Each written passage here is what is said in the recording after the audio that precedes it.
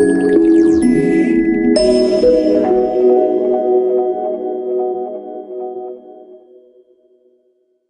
این خدا زندگی کن، ایمان بیار بهش، قبولش کن، باش معامله کن، باورش کن، بهش تکیه کن.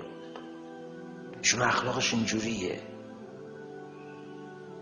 میبره تا مرز ناامیدی. بگو دارمت. با این خدا زندگی کن.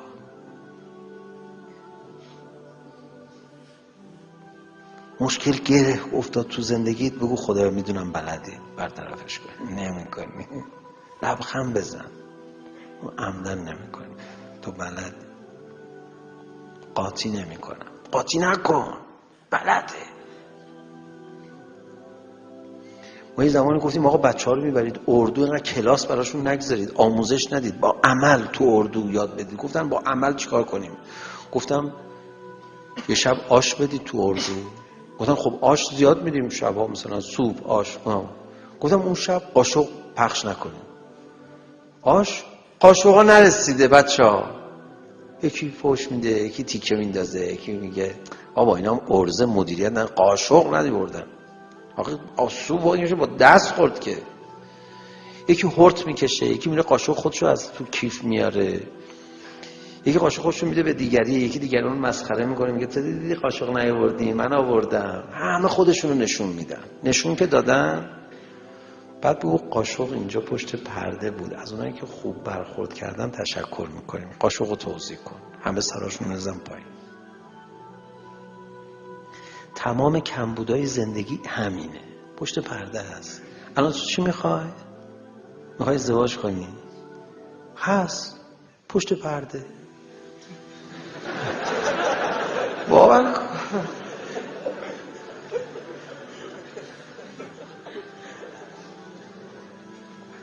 پشت پرده هست. خونه میخوای؟ پشت پرده هست. وام میخوای؟ هست. نمیده، عمدن نمیده. میخواد عکس العمل تو رو ببینه. آره داره، خدا همینا رو داره اینا رو. چه اینجوری ناباورانه نگاه میکنی؟ تو اطلاعیه های بانک مرکزی و بانک مسکن میگرده، ببینه کجاست. میگم پشت پرده است. همه روزی های تو هست. نمیده، عمدن نمیده. بعد گفتم که یه شب که بچه ها اینجوری خجالت زده شدن، بعد شب دیگه مثلا بگو شام نیست اصلا امشب، میخندن میگن اشکال نداره. باور کن. میگن اشکال نداره.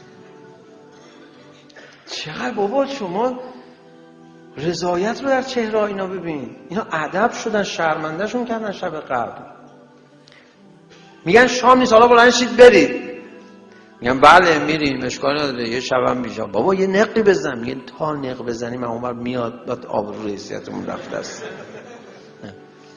آدم بشن تو اردو، اینجوری باشون برخورد کنی. خدا شده من نمیخوام تفریحی با شما حرف بزنم، میخوام بگیرید مطلبو. مثل امام زندگی کن. امام اینجوری زندگی میکرد، نه بی برنامه ها. اینا دلیل بر بی برنامه بودن انسان نمیشه. تو برنامه تو بریز، ولی کنارش اینقدر توکل. به رفقا یادمه تو یه اردویی بود، گفتم بیاد این کارو بکنیم. زیرپیرنشو انداخته اونجا، زیرپیرنشو بردار.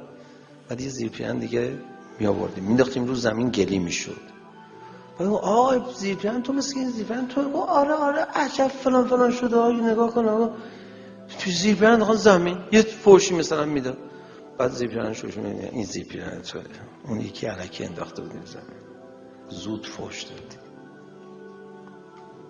بعد دیگه آقا هر اتفاقی تو این اردو میافتاد دیگه هیچ کسی هیچی نمیگفت.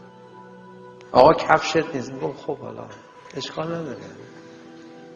همین که تا دو روز قبل کفری میشد، زمین آسمون به هم میدوخت، فهمید حالا همه چی بازیه.